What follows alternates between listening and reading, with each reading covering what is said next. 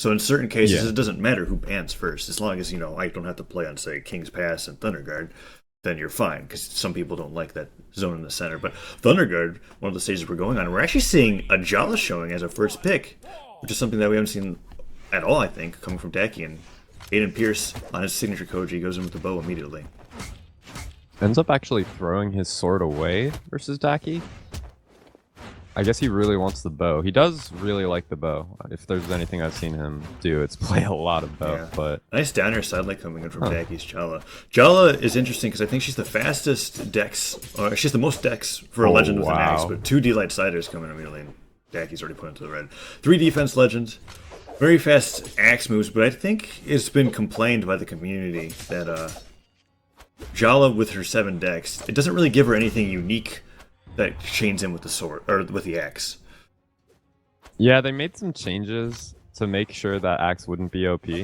And like you can still use the 7 decks in ways that other characters can't, but like it's not nearly as effective as people were hoping when they heard 7 decks axe legends, Yeah, because that was before. The axe ends up just being a little bit faster with its swings, which doesn't really make much of a difference. Like, you can look at Barasa and Jhala, and they really can kind of do the same stuff when it comes to the axe. And there's a side air, comes out from Dakky, and actually evens it up 2-2. Yeah. Dakky is only behind.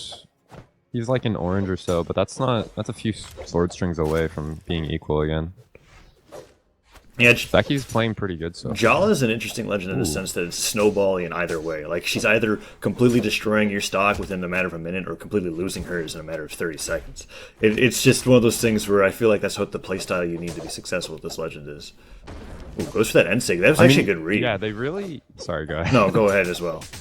Did they really what? I feel like they really nailed the whole barbarian feel where you're just like an absolute berserker. Because like, all you gotta do is you gotta just get in there and use your high attack and defense to just mess people up, right? But if you get hit at all, you're taking a lot of damage. It actually too. dodged under and got so the recovery. correct. Yeah, it's definitely fits like the theme, which is interesting because when it comes to legends in this game, I can't say that lore is the most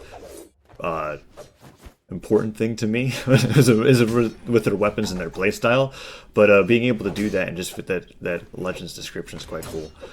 Dakky actually even this up 1-1, but then PXPierce putting a lot of damage on the So Jhala. actually, Dakky took the lead momentarily there while we were talking. Yeah, I got that uppercut to be able to take the stock lead, but Pierce was able to even that up quite quickly. Ooh, goes for that was such a risky GC neutral sig, and that's because even if he didn't get punished for it, he was putting himself in a position where he only had like 1 jump left, and he definitely gonna struggle to make it back. Yeah. So Dakky actually made a really good showing in that game. He actually took the lead momentarily on that last stock. Yeah, But so I wouldn't be surprised to see him take a map, especially seeing Pierce heading over to Orion, which I'm pretty sure he doesn't have nearly as much practice on. yeah. Dakky had an interesting comeback in the sense that when he dodged into Aiden's neutral sig on Koji, it didn't kill him off the top. Koji tried to end his stock pretty quickly, didn't respect the dodge down to uppercut, and actually got killed at the top, but still, he was able to bring it back. And Dakky sticking to his Jhala against Pierce's Orion on Shipwreck. Alrighty. So into Shipwreck Falls we go.